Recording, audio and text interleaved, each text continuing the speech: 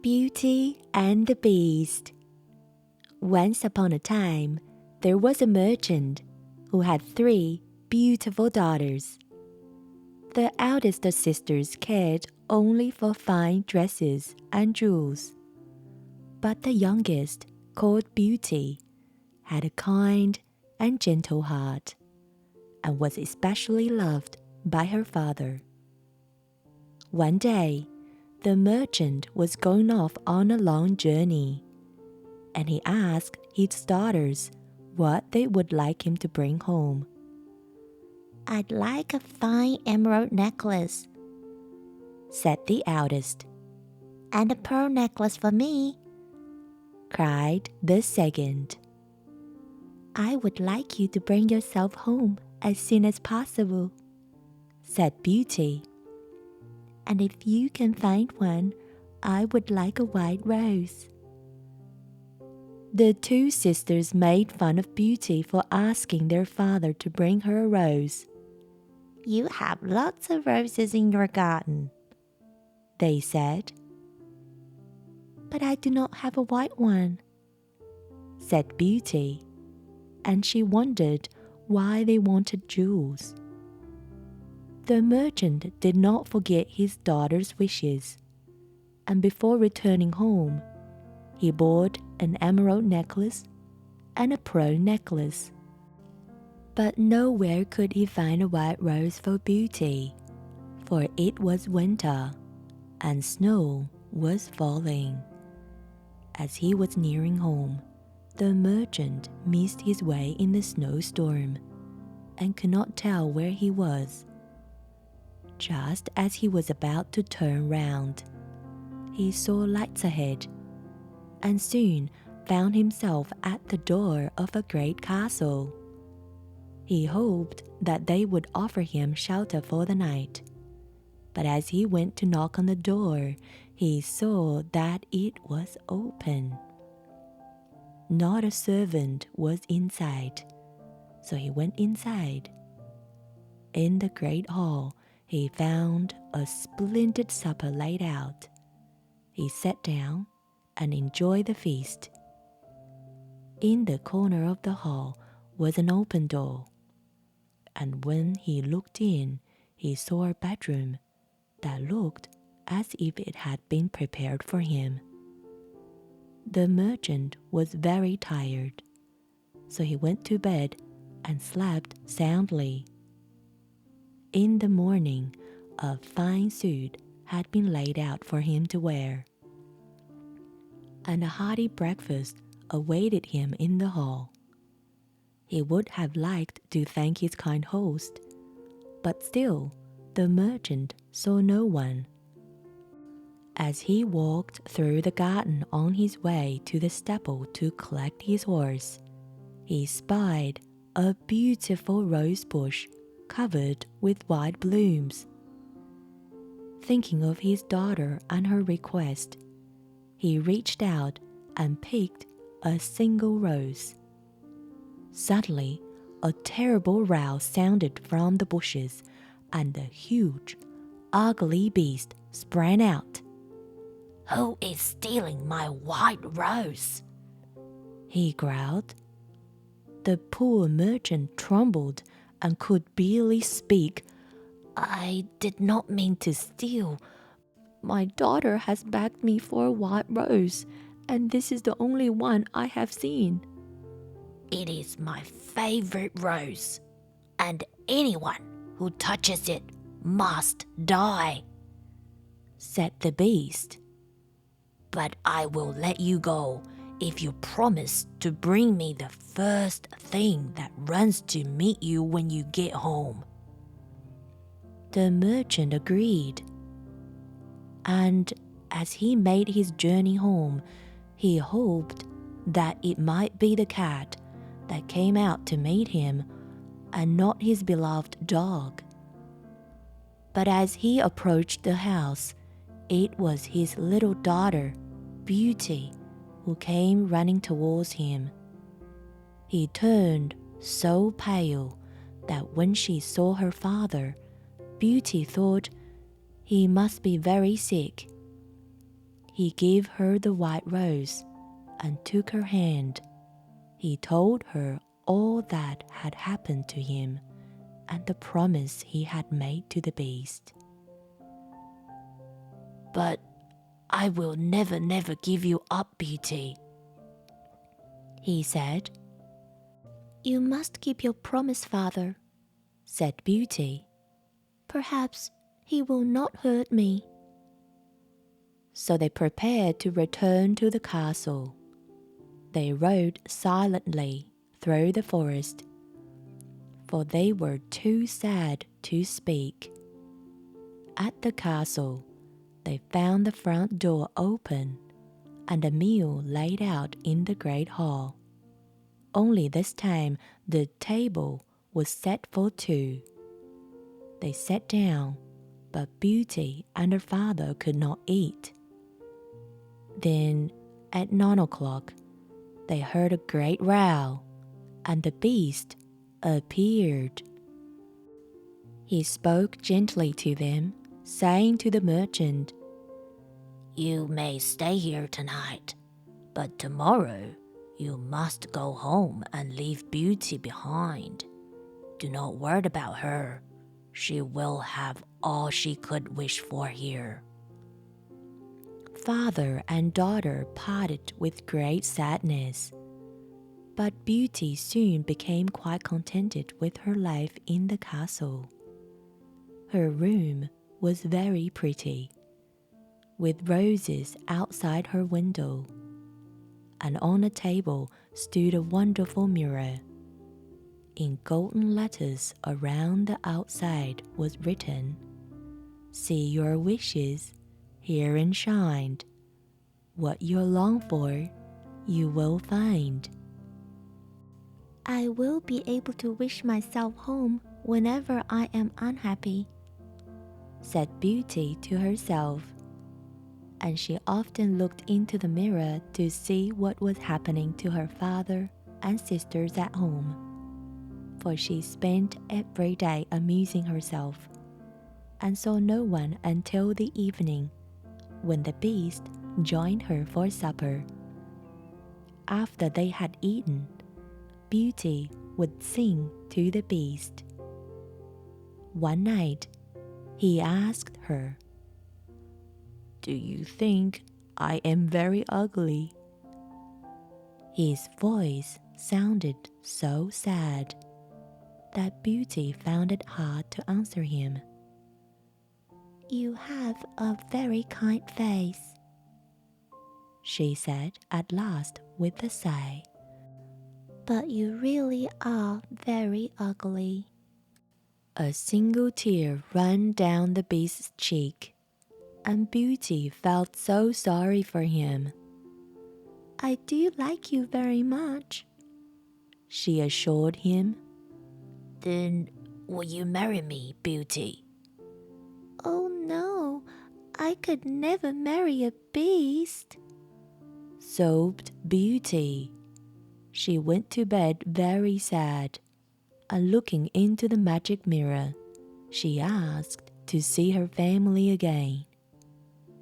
The mirror painted a picture of her old home, and in the corner, Beauty saw her dear father lying ill in bed. Next day, Beauty could neither play nor work, and could only wait until supper time came, when she could ask the beast if he would let her go home for just 1 week to visit her father. If you go, you will never come back to me, said the beast. I promise you I will come back in a week, dear beast. Let me go, pleaded Beauty. Very well, he said. But take this ring with you, and if you ever want to come back, put it on your finger when you go to bed, and in the morning you will find yourself here in your own room. That night, Beauty looked into the magic mirror and wished herself home. She fell asleep on her bed, tightly clutching the ring. And when she woke, she was in her father's house. He wept with joy to see his little Beauty again and began to get well. At the end of 1 week, Beauty could not bear to leave her father, so she broke her promise to the Beast and stayed another week.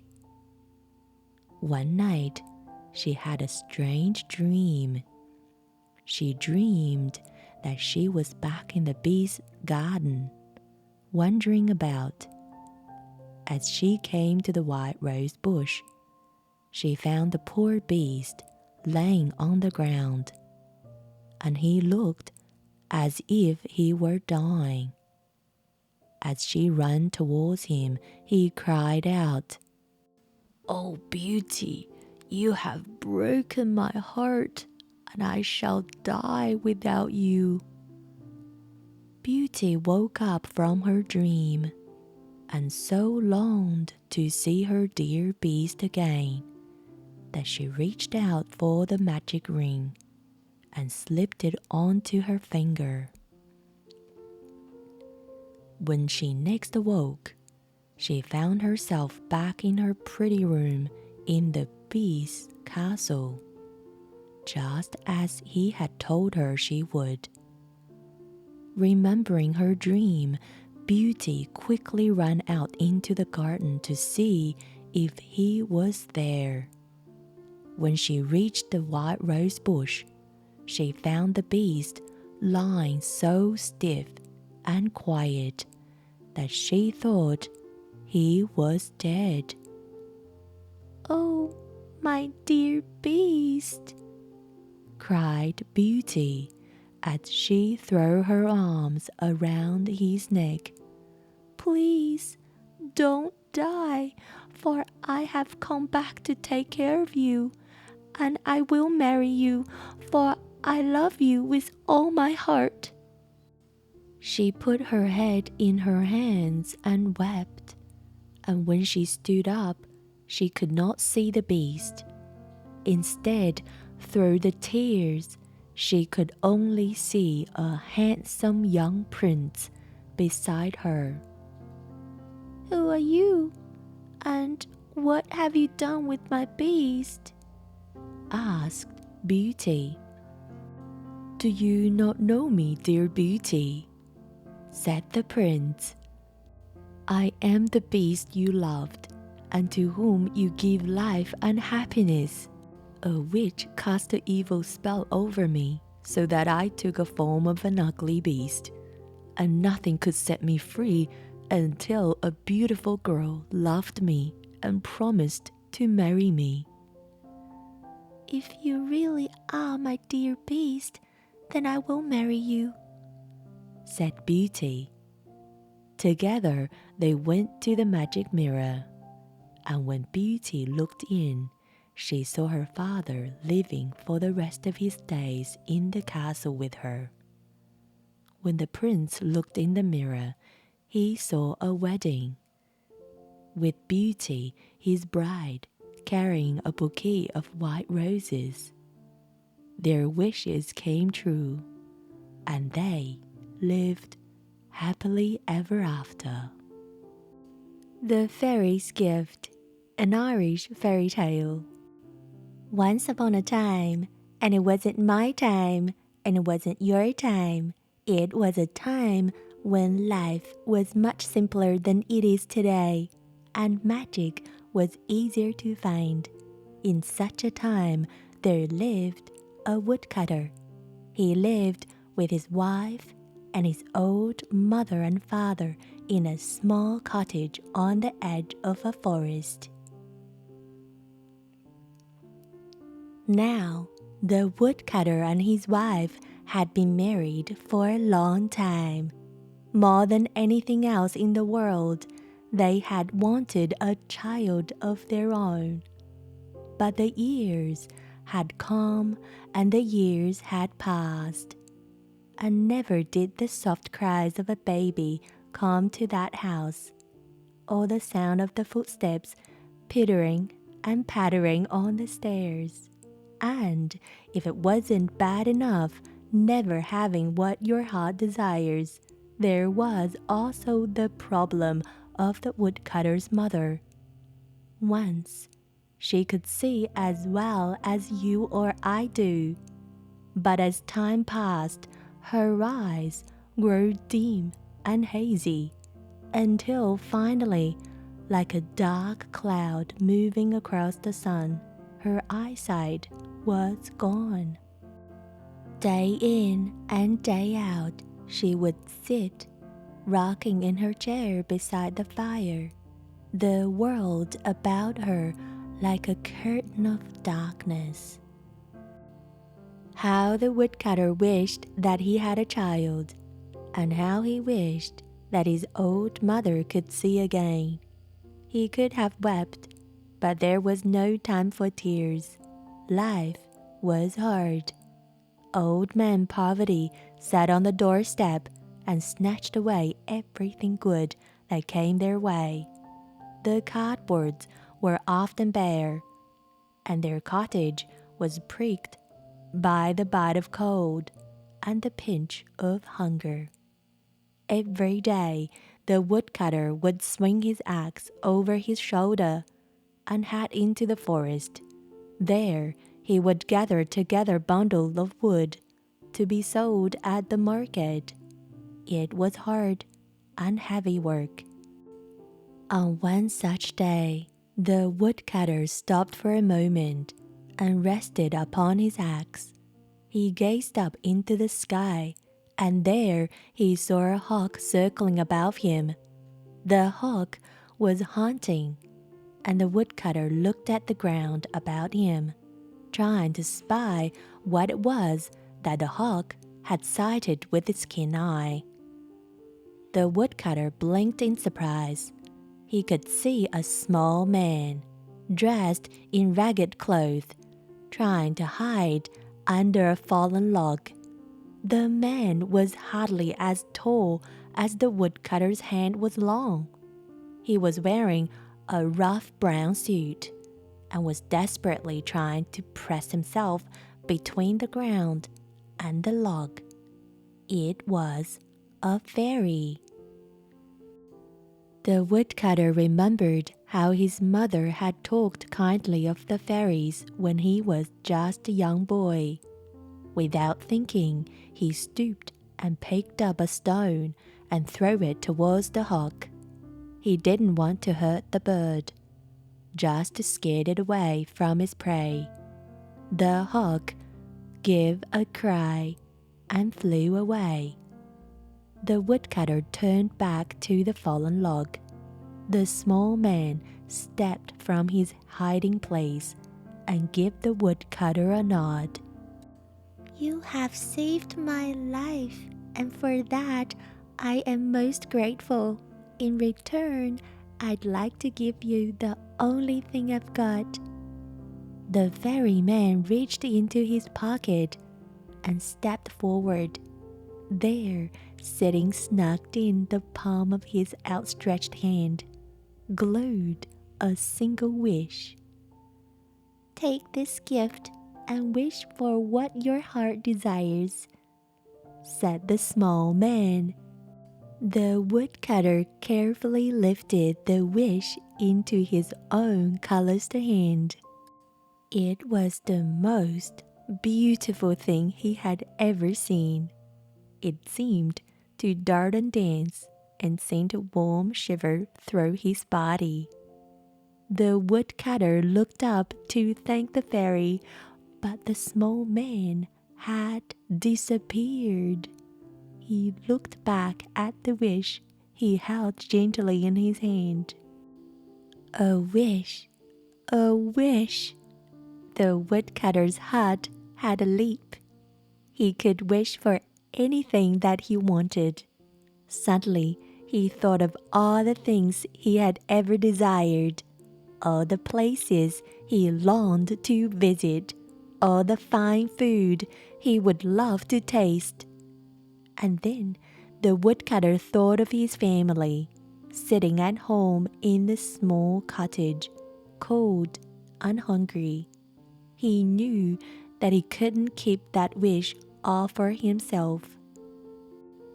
Quickly, he turned and hurried home. He burst in through the door of the cottage and caught his family together around the kitchen table. The story of the hawk, the fairy, and the fairy's gift of a single wish tumbled from his mouth. He'd hardly finished his tale when his wife gave a gasp. Husband, don't you see? The fairies have given you that wish so that we might have a child. All these years of waiting and wanting, and now, at last, our wish will come true. Oh, it doesn't matter if it's a boy or girl, so long as it's happy and healthy. A baby. Suddenly, the woodcutter felt ashamed of his own selfish thoughts. Why? Of course, that's what they should wish for. What happiness a baby would bring to their lives. He was about to make the wish when his mother said, Son, it has been years since I saw the fairy folk, but they have not forgotten me. They know how it is with my eyes, how hardly a day passes without me wishing that I could look once again upon the green of the forest and the gold of the setting sun. Why, I can hardly remember what your own dear face looks like. Please, son, use your wish to give your mother back her sight. His mother's sight. The woodcutter looked at the old woman sitting at the table. His own dear mother, who had nursed him as a baby and fed and clothed him as a child. He thought of all her kind words, her stories, and her gentle touch. Surely he owed his mother this one kindness. And so he was about to speak the wish for his mother when his father thumbed a fist down upon the table. Son, now you listen to me. Life is hard for us all. There is not a winter that passes that we don't near all starve and freeze to death. You've only the one wish, and you must use it wisely. It's gold you should be wishing for, and lots of it. With gold, we will be able to buy ourselves a happy and comfortable life. The woodcutter stared at his aged father. The old man hardly ever spoke. Now, as the woodcutter listened to his father's words, they seemed strong and wise. If they had gold, their lives could be so different. But the poor woodcutter had only the one wish. What should he choose? A baby for his wife and himself? Sight for his blind mother? Or gold, as his father insisted? Suddenly, that one wonderful wish seemed to him to be nothing but a heavy burden. How could he know what was the right thing to wish for? The woodcutter stood up and left the table. He went out of the cottage and began to walk. Through the forest he went, up the hill and across the fields. He walked the day to its end. The sun began to sink in the west, and the night sky twinkled with the sparkling of silver stars. And the fingernail of a moon hung against night's dark blanket.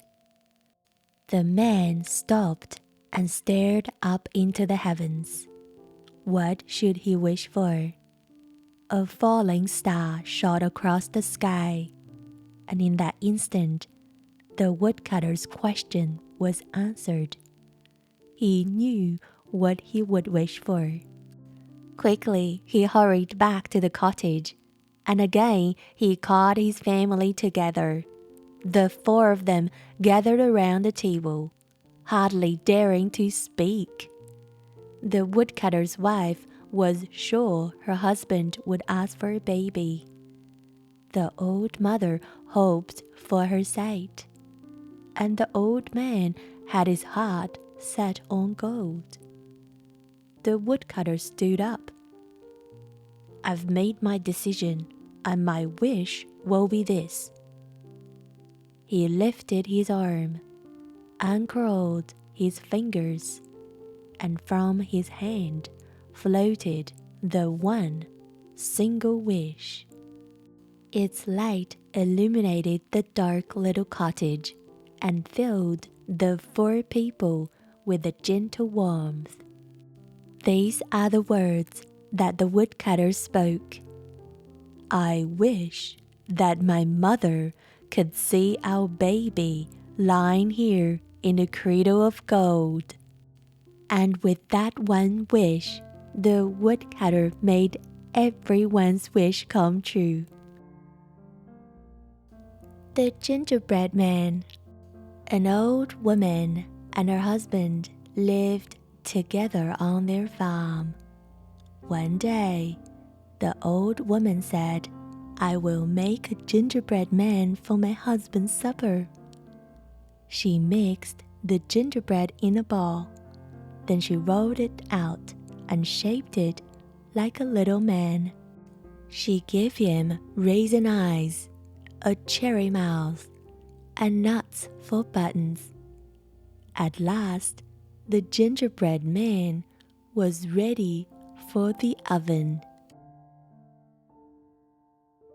After a time, the old woman looked into the oven to see if her baking was done. She had no sooner opened the oven than the gingerbread man hopped up, leapt to the ground, and ran straight for the open door. "Stop, stop!" cried the old woman. The gingerbread man sped into the vegetable patch. The old woman closed behind him. The husband was tending vegetables. "Stop, stop!" he cried when he saw the gingerbread man. But the gingerbread man called, "Run, run as fast as you can. You can't catch me. I'm the gingerbread man." The gingerbread man started down the road. The old woman and her husband close behind him. Soon, the gingerbread man passed an old hound dozing in the sun. "Stop, stop!" the hound barked. But the gingerbread man only laughed. "Run, run as fast as you can. You can't catch me. I'm the gingerbread man." The gingerbread man took off across the grassy meadow. The old woman, her husband, and the hound close behind him. Soon, the gingerbread man passed a cow munching crunchy cloves. "Stop, stop!" the cow moaned. "Run, run as fast as you can. You can't catch me. I'm the gingerbread man." The gingerbread man came to a town. The old woman, her husband, the hound, and the cow close behind him. It was market day, and the streets were crowded with people. "Look at the gingerbread man!" cried a child. "Stop, stop!" cried the townspeople. "Run, run as fast as you can. You can't catch me. I'm the gingerbread man." Now, the old woman, her husband, the hound, the cow, and all the townspeople were close behind the gingerbread man. At last, the gingerbread man came to a stream. On the bank sat a fox. An old woman, her husband, a hound, a cow, and all the townspeople are close behind me, said the gingerbread man, panting. Too bad, said the fox. I must get across the stream, said the gingerbread man. I can help you, said the fox. Hop onto my back. The gingerbread man hopped up, and the fox jumped into the water. After swimming a short way, the fox said, The water is getting deeper. Hop onto my neck. The gingerbread man did as the fox suggested. After swimming a little further, the fox said, The water is up to my neck. Hop onto the top of my head. The gingerbread man did as the fox suggested. Just then, the fox gave his head a toss and opened his mouth wide. The gingerbread man flipped into the air and landed smack between the fox's jaws. Crunch, munch, the gingerbread man was gone. The fox trotted home, waving his bushy tail. Of the old woman, her husband, the hound, the cow, and all the townspeople. Only the fox was clever enough to get that silly gingerbread man for his supper. And this is the end of the gingerbread man. Tales from Old Ireland. Fair, brown, and trembling.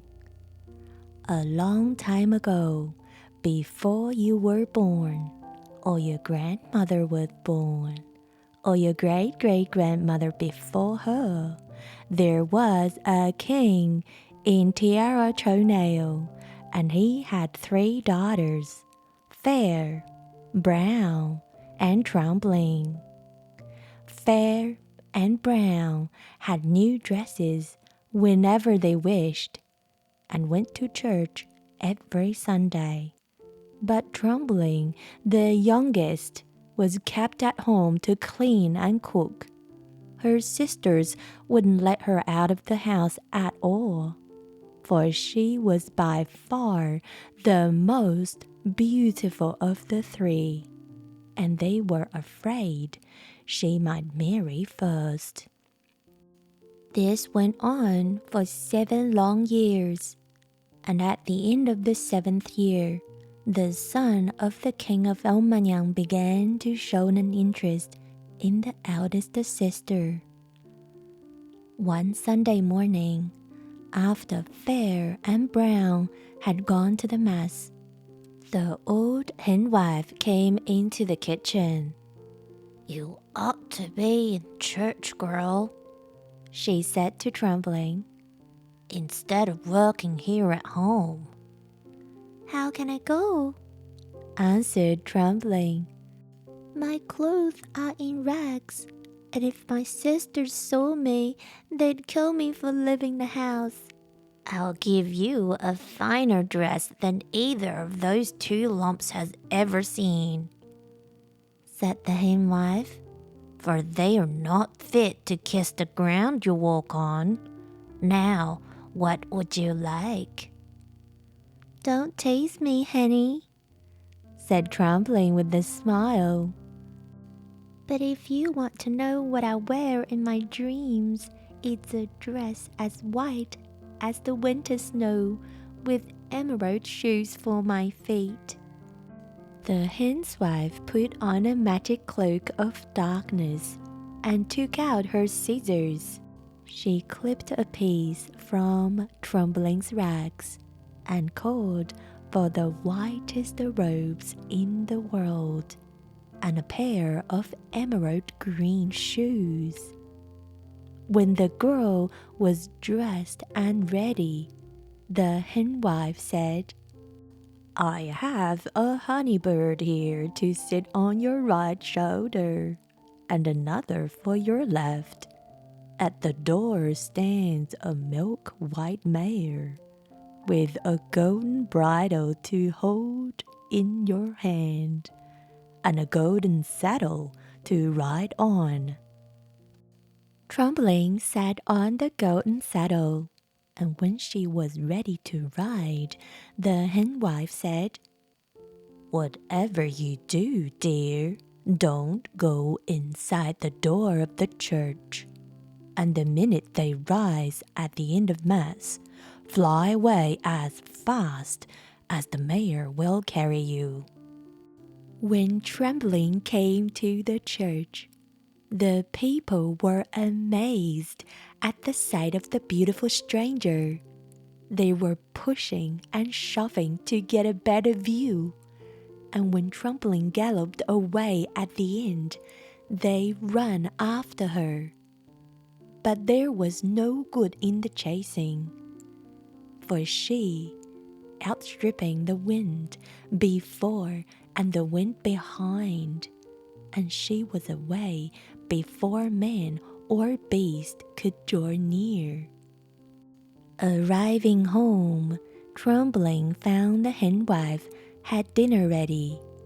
She took off the white robes, put on her rags, and when the two sisters came back, the old woman asked them, Have you any news from the church this morning? We've terrible news, Said they. There was a grand lady came to the door. You've never seen the like of her robes, and nobody so such as glanced at us. There wasn't a man from king to beggar who wasn't trying to see who she was. From that day on, the sisters gave no one a minute's peace till they had two dresses like the robes of the strange lady, though honeybirds were nowhere to be found. The next Sunday, Fair and Brown went to church again, leaving Trembling at home. After they had gone, the henwife came in. Are you off to church today, young Trembling? I'd love to, Henny, said the girl, if I'd something to wear. What would you have? Asked the old woman. Oh, the finest black satin that can be found, shimmering with pearls, said Trembling dreamily, and ruby shoes for my feet. What kind of mare would you have, dear? One so black and so glossy that I could see myself reflecting in her body, answered the girl. The henwife put on the cloak of darkness, called for the robes and the mare, and that moment she had them. The saddle was silver, and so was the bridle. And when Trembling was dressed, the henwife put on a honey bird on each shoulder. Remember, said the old woman, don't go inside the door of the church, and be sure to leave before any man can stop you. That Sunday, the people were more astonished than ever. They gazed at the beautiful stranger the whole way through Mass, and all they were thinking was to know where she had come from. But the moment they rose at the end, she hurried away on the mare. Trembling took off the satin robe and was back in her rags before the sisters got home. "What news have you today, girls?" asked the henwife. "Awful news," said they. "The grand lady was back, and not a soul noticed us in our beautiful dresses. What with the satin robes she had on, all the church, from high to low, had their mouth open, gaping at her. Even the priest." The two sisters didn't rest till they had dresses as close to the stranger's robes as they could find, but they weren't a patch on them. To tell you the truth, for the likes of those could never be found in our land. So when the third Sunday came, Fair and Brown went to church dressed all in black. They left Trembling at home to work in the kitchen, and told her to be sure and have dinner ready when they got back. As soon as they were out of sight, the henwife came in. "Well, dear, are you off to Mass?" said she. "I would if I had a new dress, Henny," smiled Trembling. "I'll get you any dress you want," said the henwife. "What would you like?" "Oh, I've been thinking about that," said Trembling, laughing. "I'd like a gown as red as a rose from the waist down, and white as snow from the waist up. I'll have a cape of green on my shoulders, a hat of red, white and green feathers on my head, and shoes on my feet with the toes red, the middle white, and the back green." "You've be a sight of sore eyes," said the henwife, throwing on the cloak of darkness and producing the clothes. When Trembling was dressed, the henwife put on the honeybirds on her shoulders.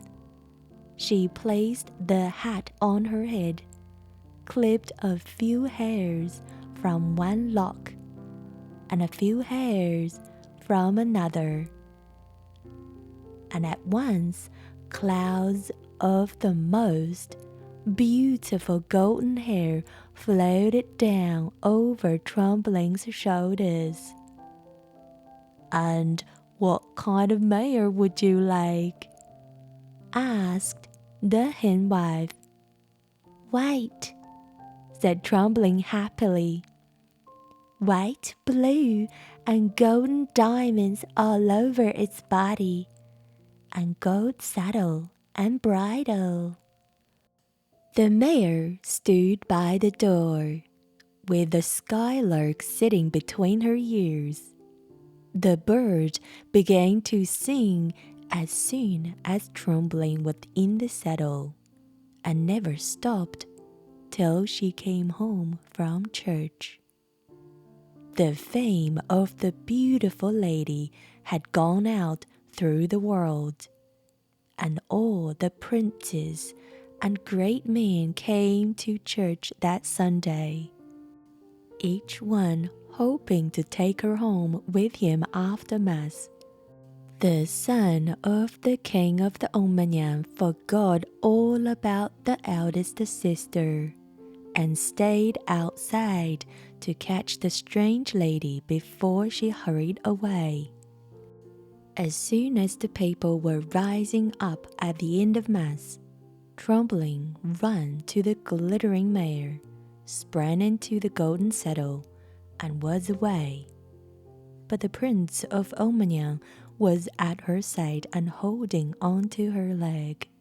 He ran with the mare for 30 strides and never let go till the shoe was pulled from Trembling's foot. What's the matter, dear?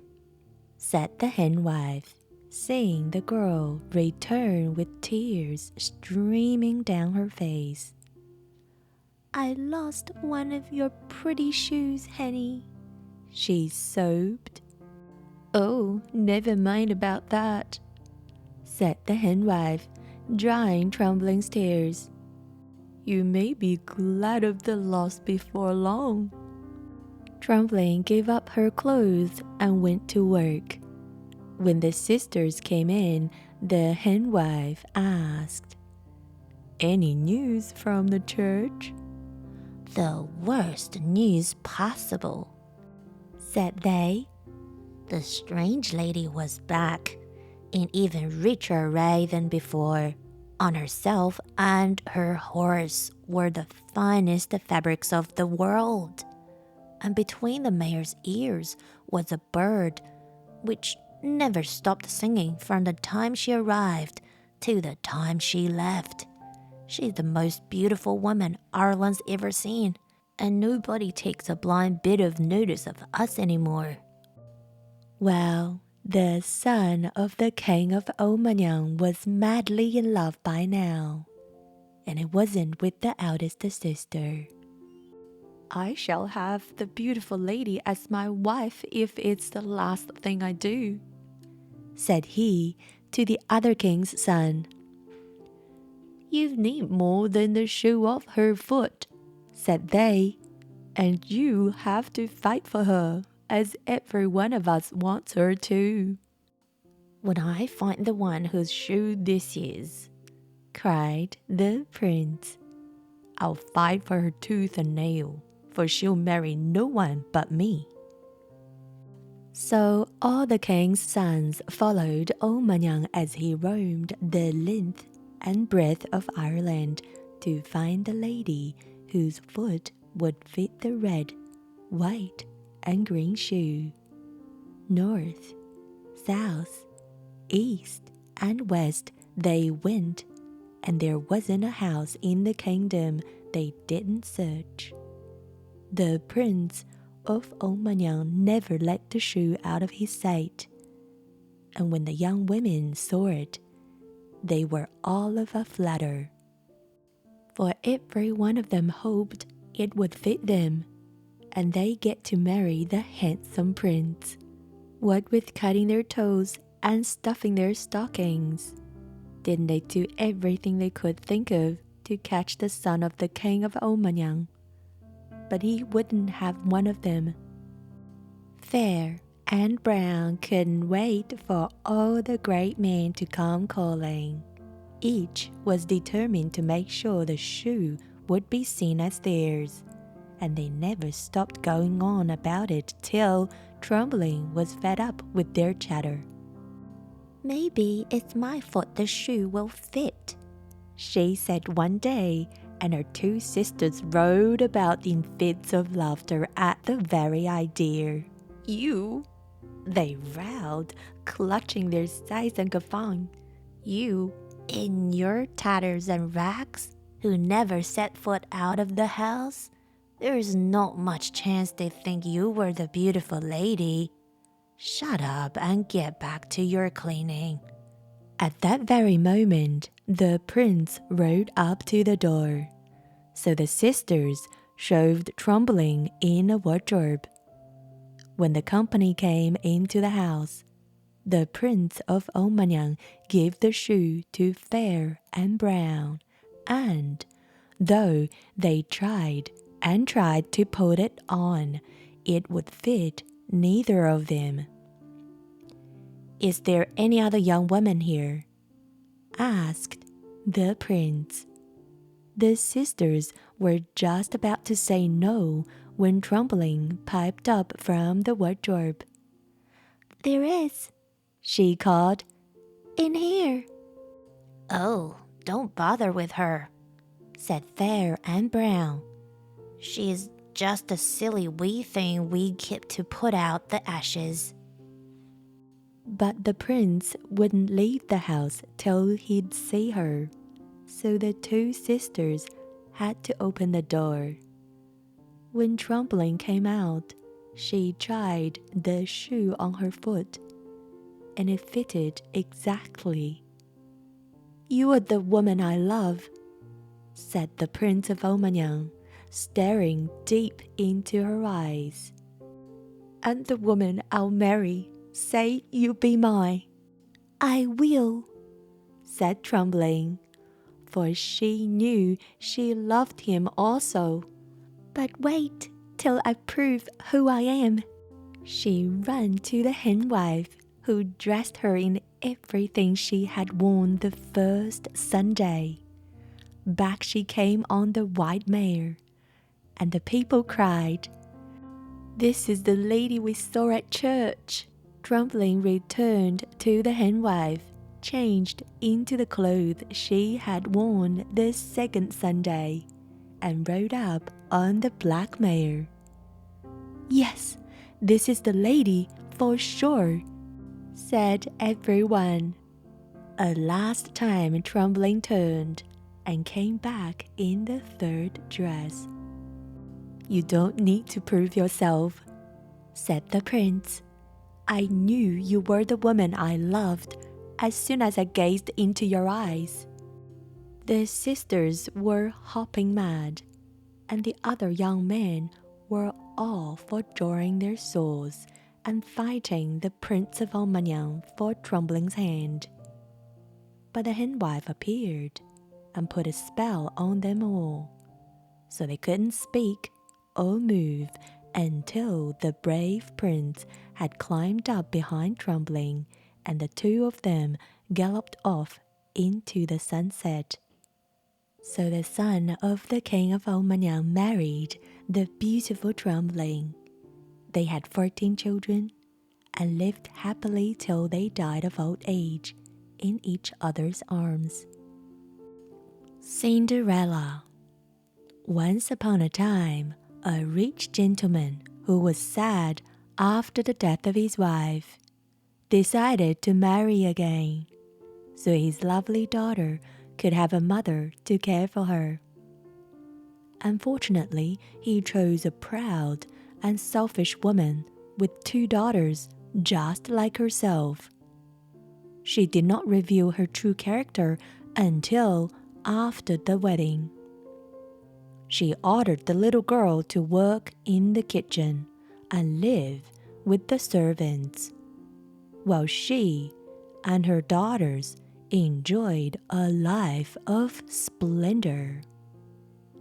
When the child had finished her work, she used to sit in the chimney corner among the cinders, so everyone called her Cinderella. Her clothes were dirty and ragged, but she was far prettier than her sisters in all their fine clothes. One day, an invitation arrived from the palace. The king's son was giving a ball. The sisters could not have been happier.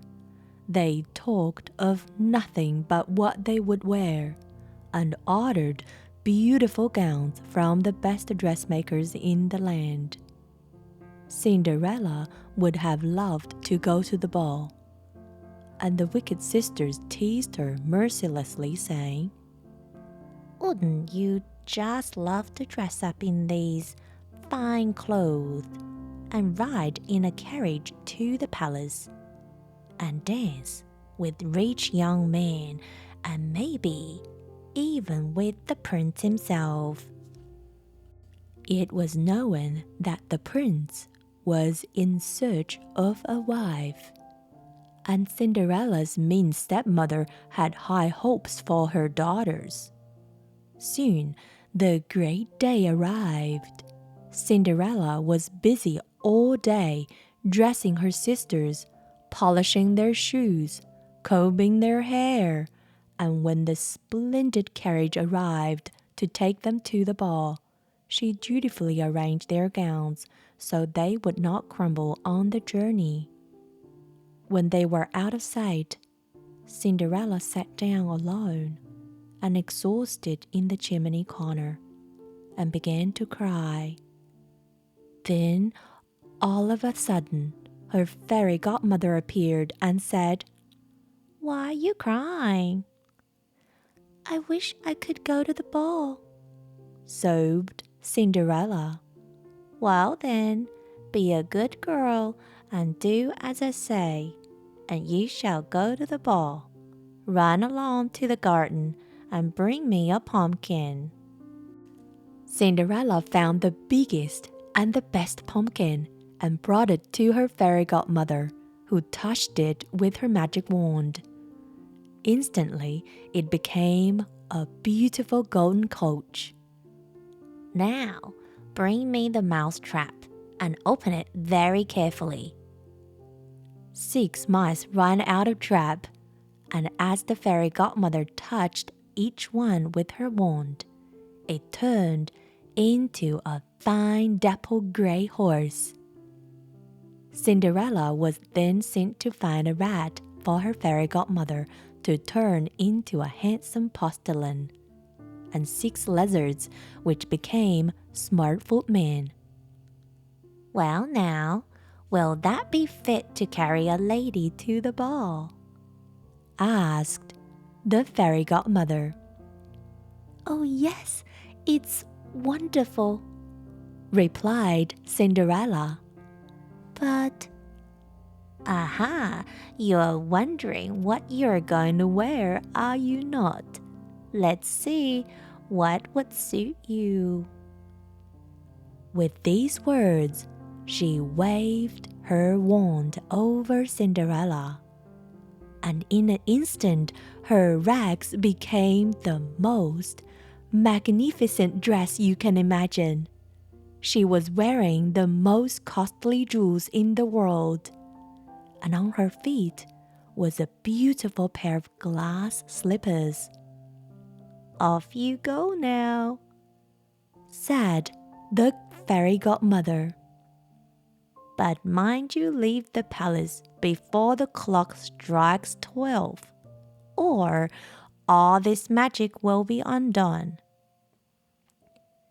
Cinderella promised to obey and set off in her golden carriage.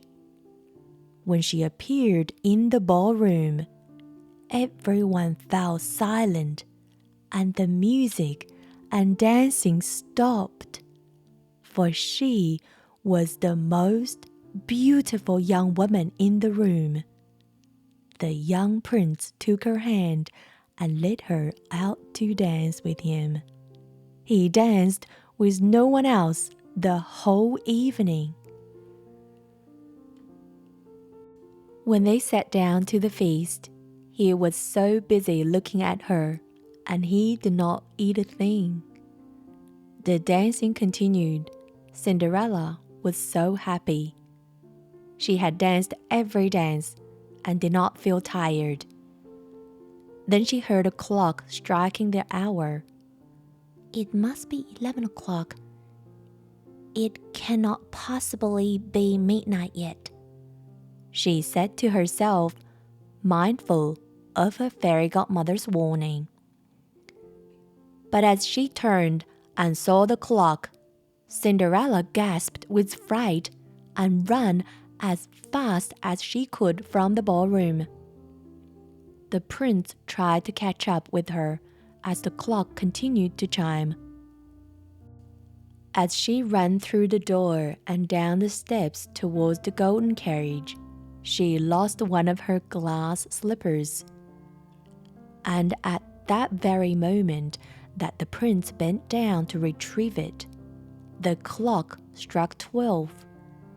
As he stood up, the prince did not see a sign of his beautiful dancing partner, and the coach and horses had completely vanished.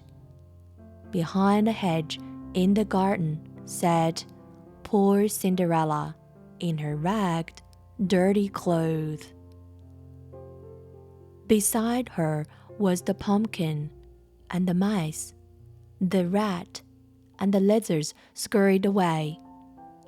When she was certain that the prince had gone, Cinderella made her way home on foot as fast as she could. The music and dancing would have continued until morning, but the prince was in no mood for celebration, and all the guests were sent away. He took the glass slipper to the king and said, "I will find the maiden whose foot this slipper fits, and when I have found her, she will be my bride." Cinderella's stepmother grew very excited when the prince arrived at their house. "It's only a shoe," she said to her daughters. "One of you will be able to squeeze your foot into it." But they tried in vain. It was a tiny, dainty slipper, and the sisters had big, clumsy feet. "Are there any other young women in this house?" asked the prince.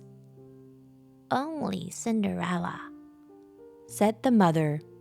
"but she works in the kitchen, and we didn't take her to the ball." "Bring her here," demanded the prince. And when Cinderella tried on the slipper, everyone cried, "It fits! It fits!" The stepmother and her daughters were white with rage. The prince looked into Cinderella's eyes and recognized that she was indeed the beautiful stranger he had danced with, and he took her away to be his bride. They lived happily for many years in the great palace, and the princess, who later became queen, was always kind to her servants and invited them to attend the annual ball. Thank you for listening, boys and girls. This is from Your Story Fairies. Have a good night. Sweet dreams.